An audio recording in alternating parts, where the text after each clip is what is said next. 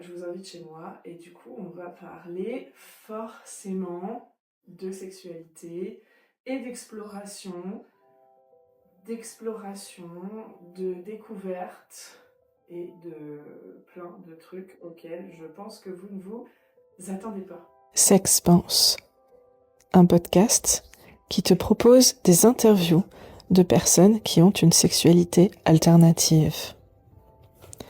Salut, je suis Lorraine Cosno, je suis sexothérapeute et thérapeute de couple et aujourd'hui, j'interviewe une personne toute particulière pour t'aider à découvrir la sexualité sous un autre jour. Voilà. Donc du coup, je commence à chercher peut-être d'autres sexualités pour combler en fait le manque d'une vraie relation, tout simplement. Ok. Parce que il y a des moments où ça va aller et où le fait de branler ça va me suffire.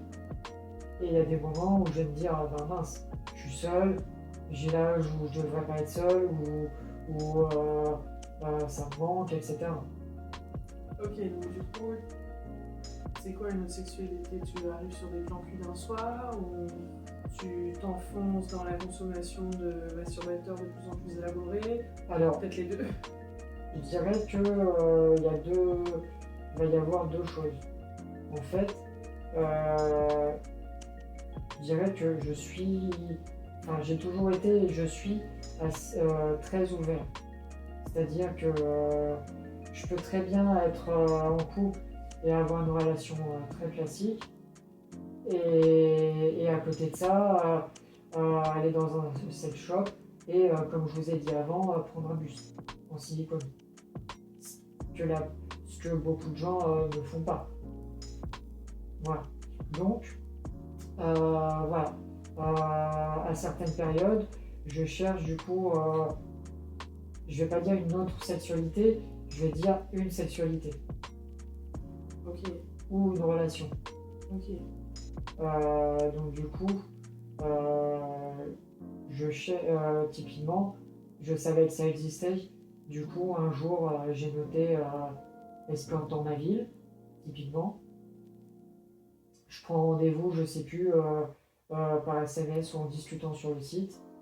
Pareil, comme je vous ai dit, un peu comme les sites de rencontres, mais là, du coup, c'était pour une escorte. Elle me dit son prix, elle me dit l'heure, je lui dis ok, moi ça me va. Après, on se donne rendez-vous. Elle me parle comme une personne normale et elle m'envoie des photos. Donc moi je me dis bah c'est une vraie personne et les photos donnaient envie et je dirais que les photos en fait correspondaient à ça peut être bizarre ce que je vais dire mais à une activité de vie. Genre par exemple elle montrait qu'elle dormait, après qu'elle se levait, etc. Donc ça paraissait une vraie personne. Après, au final, c'est vrai qu'avec Internet, tout le monde peut prendre la photo d'une personne qui habite à l'autre bout du monde, changer sa vie ou autre, mais encore plus maintenant avec l'IA, etc. Ah bon. Et donc à cette époque-là, du coup, je prends rendez-vous, etc. Et elle me dit, bah, je suis presque prête. Attends une minute, attends 5 minutes, je vais à la douche. Du coup, en attendant, est-ce que pour me payer, au lieu de payer en espèces, tu peux payer en transcash, ça s'appelle. Ok. Voilà, c'est des tickets que vous achetez au bureau de tabac qui est censé payer l'autre personne avec un code. Ok, Sauf ok, que ouais, mais du coup c'est la plupart des gens se font font avoir malheureusement avec ça. Alors, à l'époque, les buralistes vous demandent toujours au moins une ou deux questions. Est-ce que vous connaissez la personne et autres? Tout le monde dit oui. Malheureusement, tout le monde se fait avoir à cause de ça. Ouais. Et alors, moi, c'était avec une escorte. Il y en a d'autres, c'est pour l'achat d'un objet sur le bon coin ou autre. Donc, pour le coup, les transcash, les bons à payer avec code, etc., ne le faites pas.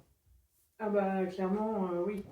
c'est souvent un piège, mais quand c'est la première fois, C'est ça. on se dit pas, et puis on a tendance à se dire non mais moi je veux pas être con comme ça. Et puis là, il y avait Voilà. l'excitation, c'était la première fois, et En que plus. je voulais voir une escorte, et que typiquement, je connaissais pas le transcash non plus, donc typiquement, voilà.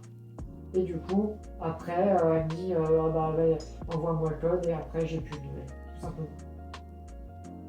Ah oui, d'accord. Voilà. Je lui ai dit, est-ce que t'es prête, etc. Et Ok. bon. Ça m'a fait comprendre que je m'étais fait avoir encore une fois. Donc malheureusement, ça m'a refroidi au niveau des escortes. Mais pour moi, bon, c'était une expérience. Voilà. Je me suis dit, il fallait que je tente. Après, pour vous remettre dans le contexte, ça peut être partout en France, mais à l'époque, c'était aussi dans une petite ville. Voilà. Et donc du coup, après, bon bah tant pis, hein, je continuais ma vie, voilà. Et peut-être, je sais pas, un mois ou deux après, je tombe sur une vidéo sur alors on appelle ça les sex dolls ou les poupées sexuelles. En fait, c'est des poupées en silicone qui ressemblent typiquement à une vraie femme, et tout est en silicone. Ça fait la moitié du poids d'une vraie personne, mais ça fait la taille d'une vraie personne, et ça a tous les caractéristiques, puisque pour le coup, là, ça va de la tête aux pieds, le visage ressemble vraiment, non, et la qualité est telle sur certaines, on dirait une vraie personne, par la parole. Et du coup, ça c'est quelque chose qui t'a attiré d'avoir une poupée qui fait la taille d'une vraie personne et de chez toi? Mais je me suis dit, et bah au final, mince, je suis seul depuis des années, je vois que rien n'a marché. Ouais. Je me dis, ça ressemble à une vraie personne, donc ça me ferait et un objet sexuel et une compagnie. Mais bah pareil, Internet à ce moment-là, il y avait quelques sites, mais c'était ça commençait, c'était très peu connu. À l'époque, c'était très cher. Pour vous donner une idée, sur Internet, ça pouvait aller de 400 à 3 à 5 000 euros. Ok, ouais. Voilà. Et souvent, d'ailleurs, les mieux étaient dans les 700 à 8 000 euros. Donc, et par le prix et autres, je me suis dit, bon, c'est un peu compliqué quand même. Et parce que aussi, pour vous donner une idée, je fais 40 kilos, et quand ça fait la taille d'une personne normale, on va dire 1m70, avec les formes d'une personne normale, ça fait souvent dans les 30, 35 à 40 kilos. Donc du coup, ça fait quasiment il aurait fois fallu ta que je taille, soulève mon poids, quoi. Ouais. Donc bon, avec au final un poids mort, Ouais. c'est un peu, je me suis dit sur le coup, bon, c'est peut-être un peu compliqué. Oui, mais c'est une bonne réflexion, parce que peu de gens le savent, mais pour un même poids, un poids mort est plus difficile à porter. Complètement. Mais à ma belle surprise, peut-être quelques semaines après, je tombe sur un autre reportage qui parle de ça, du coup, puisque je commençais peut-être à m'y intéresser ou autre, qui dit qu'à Paris, il y a pas un hôtel, mais une sorte de maison d'hôte qui loue en fait des poupées comme ça. Ok. Voilà. Ah oui, du coup tu peux y aller et puis tu loues une chambre avec une poupée. C'est ça, complètement. Ouais. Ok. Voilà. Et donc, ma sœur à cette époque-là était à Paris, et souvent ça m'arrivait d'y passer deux fois par an, une semaine au minimum. La chance que j'ai eue, c'est que ça devait être pas très longtemps après mes vacances. Donc du coup, bah, je contacte la personne, elle me donne rendez-vous comme si elle me donnait un rendez-vous pour une chambre, en fait, tout simplement. Alors, après, c'était très discret. C'était un immeuble au final très discret.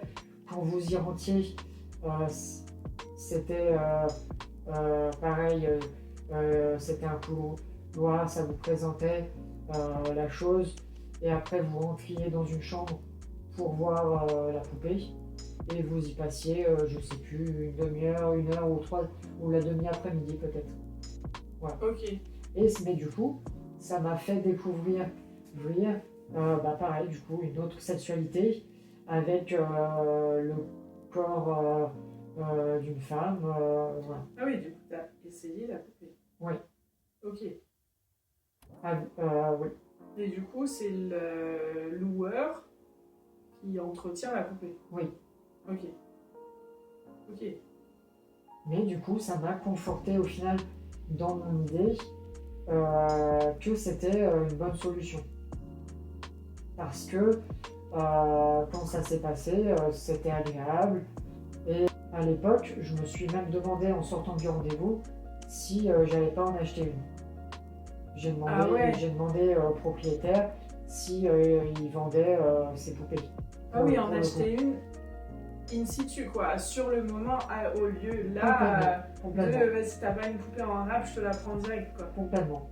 Alors après, le fait que c'était un peu lourd, voire même très lourd au final pour moi, et que ce soit à Paris, les deux choses ont compliqué, enfin, pas compliqué, mais m'ont dit que ce serait compliqué pour moi de le faire au final, alors que j'étais dans une petite ville de province à cette époque-là.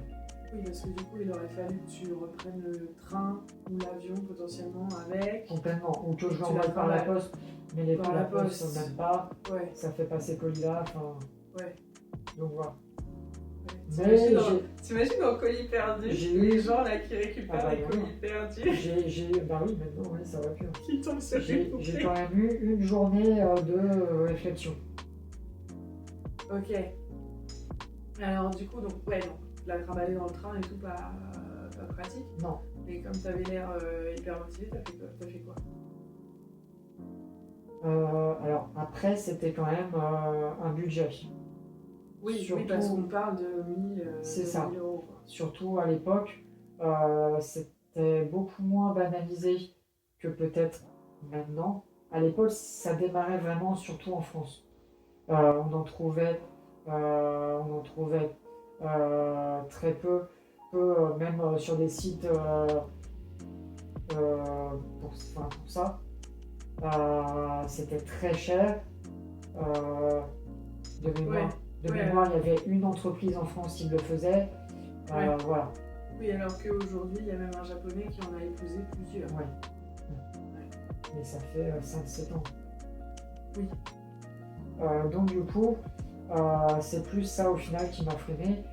Et je me suis dit par rapport au poids aussi, la masturbation avec une vaginelle me suffisait au final. Enfin, ok. Voilà. Donc du coup, mais j'avais toujours ce côté-là, peut-être au bout d'un an après, où au final c'était même plus chercher de la sexualité, c'était chercher une présence d'un corps en fait. Avec de la sexualité. Oui, donc tu te sentais un peu seul aussi quand tu rentrais chez toi, quoi. Donc du coup, j'ai recommencé peut-être à chercher 1 ou 2 ans après. Et là, les sites avaient évolué. Les gens, la mentalité sur ça avait évolué quand même aussi. Il y avait beaucoup plus de sites. Les prix avaient baissé. Clairement, il y avait c'était plus à 5-6 000. Ça descendait. Pour avoir une poupée de qualité, c'était dans les 3-4 000 peut-être maintenant. Ok. Et les autres étaient dans les 700 à 1000. Ouais, ok. Voilà. Donc là, il y avait beaucoup plus de sites, la qualité avait changé etc. On en trouvait sur des sites Ah oui, le bon coin? Ouais. C'est ça. Des sites d'occasion? des sites d'occasion. Voilà. Donc du coup, ma réflexion est revenue au final et je me suis dit pourquoi pas. Certes, c'est un budget, mais au final, bon, ça va me durer peut-être toute une vie, j'en sais rien. C'est un budget, mais au final, je mettrais peut-être la même chose dans une relation pour des cadeaux. Voilà. Ah oui, en mode si j'avais une petite copine, est-ce qu'à l'année elle me coûterait pas aussi cher quoi? Complètement. Donc du coup, j'ai commencé à vraiment chercher. Ok. Voilà. Alors après, c'est pas simple. Il faut se décider sur plein de choses. Et alors j'ai eu un accident. J'ai été arrêté plusieurs semaines, voire mois. Et du coup, ça m'a décidé au final à me lancer. Et en plus, cette époque-là, du coup, les poupées avaient un peu changé. C'est-à-dire qu'il y avait vraiment tous les styles. On pouvait choisir le poids. De mémoire, c'était moitié moins, ça devait faire 15 kilos peut-être. Ok. La qualité, on pouvait la choisir aussi, etc. Ah La- oui, donc la taille hyper aussi. intéressant. La taille aussi, ça, puisque étonnamment, ça compte aussi. Mm. Donc du coup, je me suis lancé et j'ai acheté, je dirais, une poupée entre deux. C'était pas une grande femme, c'était pas une petite. C'était, voilà, elle devait faire peut-être 1m50, 1m60. Ah Et, oui, déjà 1m50, Et c'est elle pas mal. faisait Hein. 15 kilos. Ok, 1m50, 15 kg, c'est déjà pas mal. Ok. Et du coup, comment ça s'est passé? Est-ce que tu reçois un gros carton avec la poupée dessinée dessus Alors, je l'ai trouvé sur un site pour particulier, mais d'objets de tout genre, typiquement. Parce que il y a des amateurs de ça aussi. Hein. La chance que j'ai eue, je dirais, c'est que, alors j'en cherchais beaucoup du coup sur ce site-là, vu que c'était moins cher entre particuliers. La chance que j'ai eue, je dirais, c'est que, et c'était une petite poupée, mais surtout, qu'elle était neuve, elle était dans un carton. Ah oui, il l'a pas utilisé en fait. Voilà, donc le carton, il faisait la taille du plot de la cheminée, donc peut-être 1 mètre. D'accord. Un peu plus. Il n'y avait rien marqué dessus. Voilà. Ok. Donc l'avantage, c'est que même si j'avais du mal à marcher à cause de mon accident, une personne a pu m'aider à aller la chercher à la poste et voilà. Ok. Donc à l'époque, j'ai demandé à une personne de m'aider à la transporter et après on l'a amenée chez moi. Mais t'as dit à la personne ce qu'il y avait dans le carton? Non. Du coup, tu dis à quelqu'un genre ouais, vas-y, j'ai reçu un carton à la poste, tu peux m'aider? La personne elle est en mode bah ouais, c'est quoi comme carton? Toi t'es en mode non, mais t'inquiète, c'est juste un carton. Et du coup, t'as travaillé dans son coffre. Donc oui. La personne elle sait pas qu'elle a transporté un corps. La personne a transporté un corps dans son coffre, oui. Je trouve ça génial. Mais à l'époque, ça m'arrivait, pas à ce moment-là, mais ça m'était déjà arrivé de transporter des cartons énormes avec des cadres de vélo et autres. Donc, Ok, donc la personne elle t'a aidé et tout, elle a posé le carton chez toi, en mode bon bah c'est bon, voilà, je t'ai livré ton carton, on se prend un petit verre quoi. Complètement. Ok, et... Ok. Voilà. Et aujourd'hui, t'as encore la poupée? Non. Alors, parce que alors, au final, je dirais, malheureusement, non, pas du tout malheureusement, mais au final, j'ai gardé très peu de temps la poupée. Je sais plus exactement, mais je l'ai gardé moins de 5 mois, je dirais, peut-être. puisque quelques temps après, il y a eu le confinement, il me semble, et après j'ai dû déménager ou autre. J'ai arrêté mon travail où j'étais, donc en fait, par discrétion, je l'ai jeté dans le déménagement. Enfin, pour pouvoir déménager, je l'ai jeté. Attends, tu l'as jeté genre dans la poubelle de la poubelle? Je l'ai jeté dans un conteneur, on va dire à verre. D'accord. Du coup, la personne qui est venue chercher la poubelle, potentiellement, elle a vu un cadavre dans la poubelle. Ah non. D'accord, Non, quoi. Non, j'avais mis dans un sac poubelle. Ah ouais, tu l'as impacté. Franchement, je me demande la tête. Je me demande trop la tête de la personne qui arrive, Et qui vient chercher la poubelle. Elle l'a pas vu, peut-être. Bah si, parce que les bennes, elles s'ouvrent. En fait, les bennes, elles se vident dans une grande benne. Donc quand tu vois le sac, surtout si t'as mis dans du verre, le sac qui s'était déchiré. Non, c'est pas du jardin. Mais après, il y a des gens qui trient les déchets. Ouais. Il y a des gens qui trient les Oui, déchets, bah. donc ils ont ouvert, ils ont... Ouais. Allez. Ouais. Ok, Voilà. ok, Non, non mais d'accord. Au final, j'ai gardé très peu de temps en réfléchissant. Au final, tu l'as pas Ouais. gardé si longtemps Non. que ça. Est-ce que ça t'a plu? Comment c'était Alors oui, ça m'a plu de deux façons, je dirais. Ça m'a plu sexuellement, puisque elle était très maniable, donc je pouvais avoir une relation avec un corps et avoir les positions que je voulais, ce qu'on n'a pas forcément avec un buste et ce qu'on n'a pas forcément avec une vaginette, tout simplement, ce qui est logique, mais voilà. Et parce que ça m'apportait, alors ça paraît con, hein, mais une présence dans un lit seul et une présence quand je rentrais chez moi.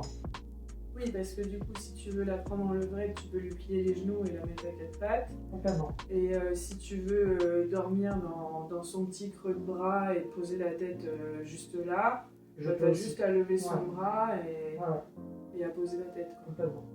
Si je prends une douche avec, je la prends, je la mets collée à côté du mur de la douche et on prend une douche. Enfin, Ok, d'accord. Ok. Et aujourd'hui, du coup, tout se passe bien dans ta vie? Et bah, t'as des chéris, comment ça se passe ta sexualité après tout ça, quoi?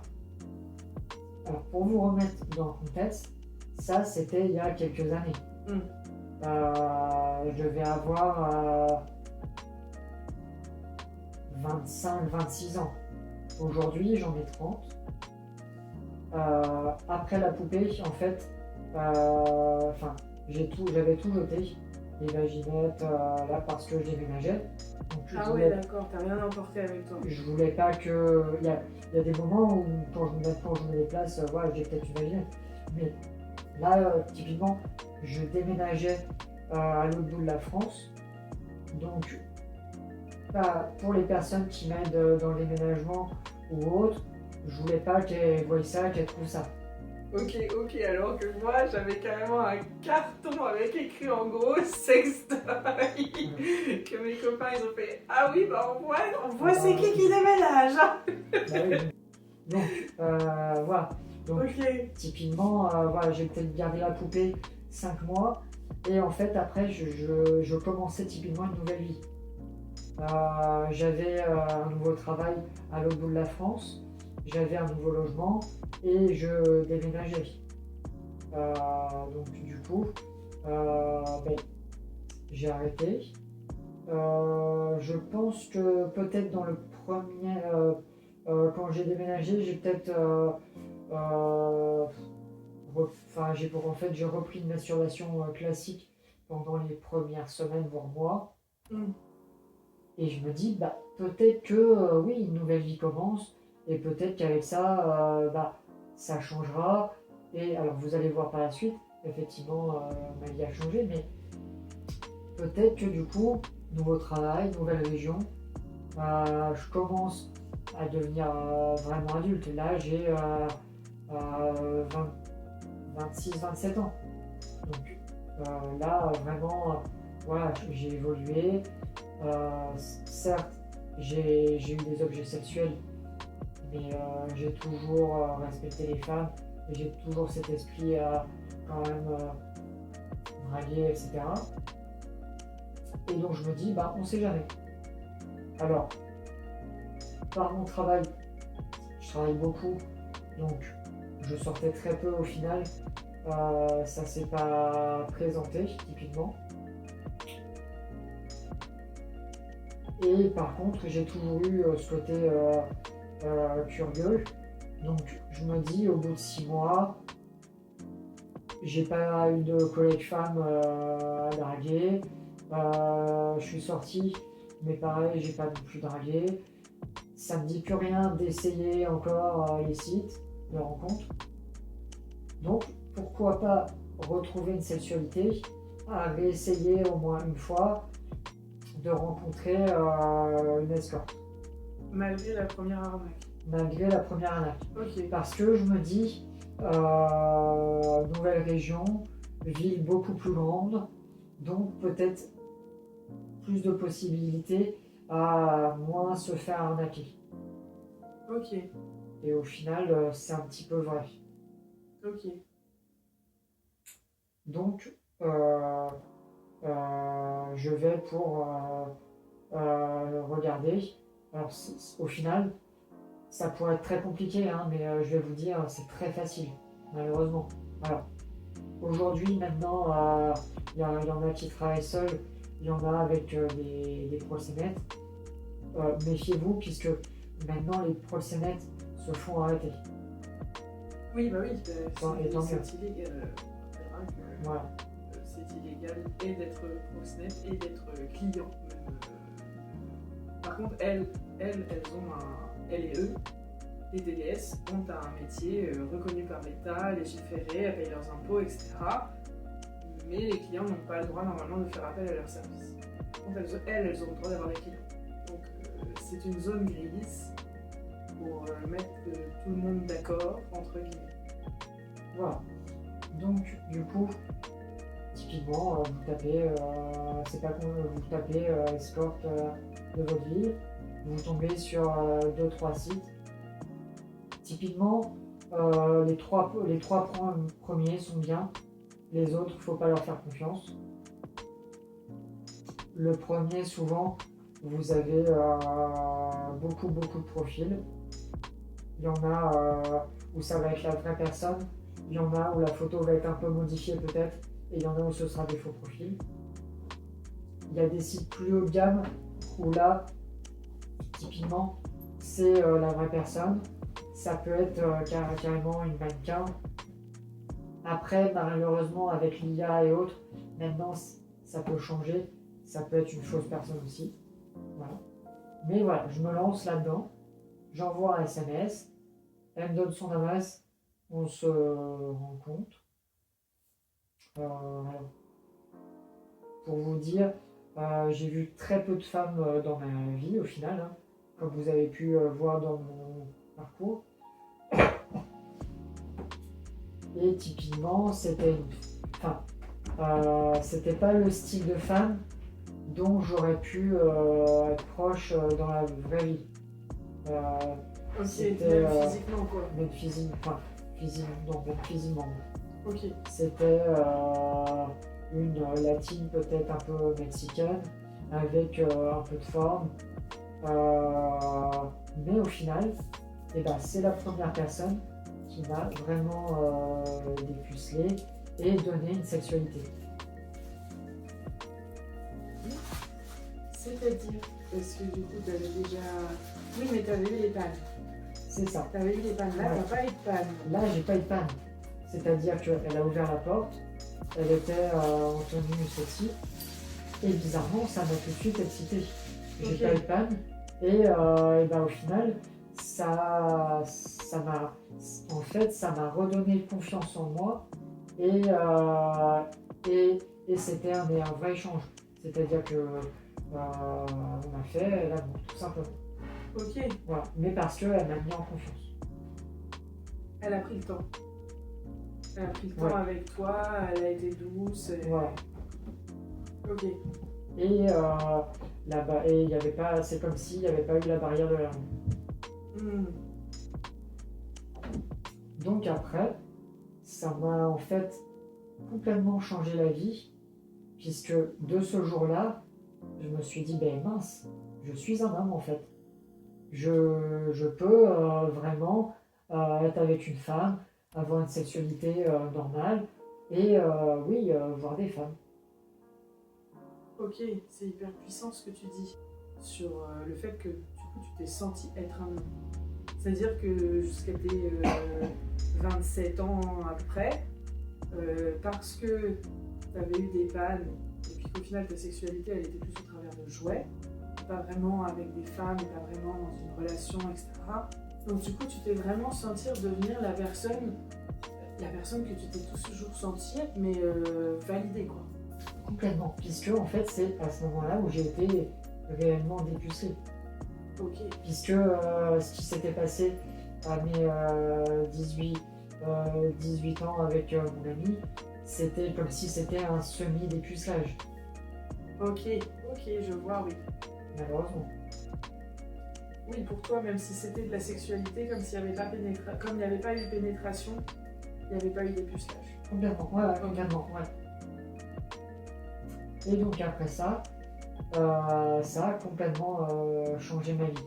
C'est-à-dire que j'ai repris, enfin, ça m'a donné confiance en moi, ça m'a apporté un plaisir et des relations que je n'avais jamais eues. Et du coup, ça a commencé à m'apporter quelque chose d'autre dans ma vie en plus. Ouais, donc ça t'a boosté au niveau de la confiance en toi, tu t'es senti capable et tu as vraiment eu Complètement. cette impression d'être, comme tu dis, d'être un homme, quoi. Ouais.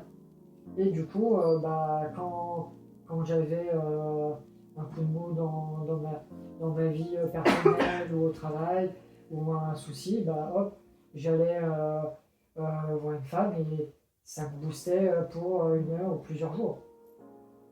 Ok. Et est-ce que ça s'est toujours bien passé? Alors, je dirais oui et non.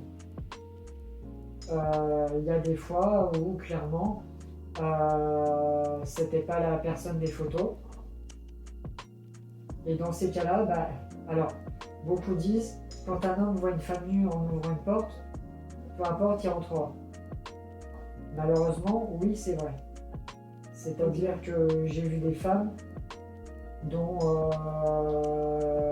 clairement il y a des fois où limite je fermais les yeux. Ah oui, d'accord. Oui, c'était vraiment pas la nana de la photo, mais t'es allé C'est dans ça. Parce que il y a des fois où je dirais on va avoir comme un manque de drogue en fait, puisqu'il y a des fois où ça devient comme une drogue. Donc du coup, vous avez un manque de sexe, au lieu de voir du porno, et vous allez voir cette personne, même si elle vous plaît pas forcément. Ok. Alors, ça m'est arrivé rarement, et ça m'est parce que souvent je demande une photo avant pour être sûr, je demande certains détails pour pas être déçu. Typiquement, je sais pas si je peux en parler, mais par exemple, moi qui aime donner du plaisir à la femme, par exemple en la masturbant, souvent il y a une discussion par SMS pour être sûr de ce qu'on veut, et l'un et l'autre, et pour le prix, et pour la prestation. Du coup, ça peut m'arriver de le demander par message, si elles aiment ça aussi. Ok, ouais. Parce que au final, c'est une démarche qui est importante. Déjà de s'assurer du consentement, de s'assurer des pratiques qu'on a tous les deux. Complètement. Car dans ce milieu-là, au final, beaucoup le refusent. Ah ouais? Par rapport à... Enfin, la plupart. Car la moitié le refuse, notamment à cause de certaines maladies. Parce que, par exemple, typiquement sous les ongles, on peut avoir des saletés, des choses comme ça. Ok, donc plus par souci d'hygiène. Complètement, voilà, ouais. Ok. Mais par contre, j'ai des rencontres qui ont marqué ma vie.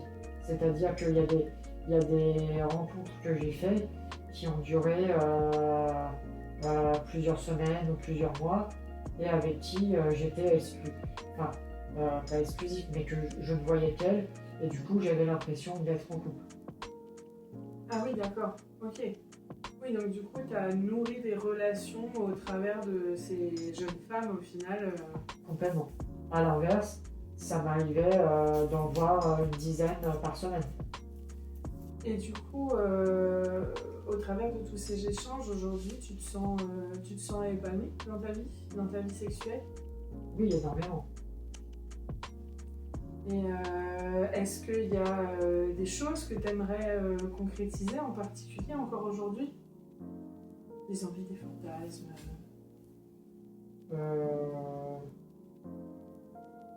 Alors, je dirais oui et non. Non, parce qu'au final, ça doit faire du coup, je dirais, 2 ans, un peu plus de 2 ans que j'ai récupéré, que j'ai une vraie sexualité au final. Et en 2 ans, je dirais que j'ai eu la chance de réaliser beaucoup de fantasmes et de faire et d'avoir beaucoup de partage que je voulais. Ok, est-ce que tu veux rajouter quelque chose? Est-ce que tu voulais témoigner de quelque chose en plus? Alors, ça montre que peu importe le temps, chaque personne peut trouver une personne qui lui apporte quelque chose. Et en plus, et dans la sexualité et dans la relation. Et ça montre aussi que chaque personne peut être différente. Et à certaines périodes de votre vie, vous pouvez très bien avoir beaucoup de relations, je parle intime, et à d'autres pas du tout. Et à certains moments, vous pouvez très bien avoir une relation exclusive, et à certains moments, vous pouvez très bien en avoir un peu et pas être totalement exclusif. Oui, au final, la sexualité, ça marche par vague. Merci beaucoup pour ton partage, parce que c'est totalement ça. Ok, super, mais merci beaucoup pour ton témoignage, c'était palpitant et hyper intéressant. Avec plaisir.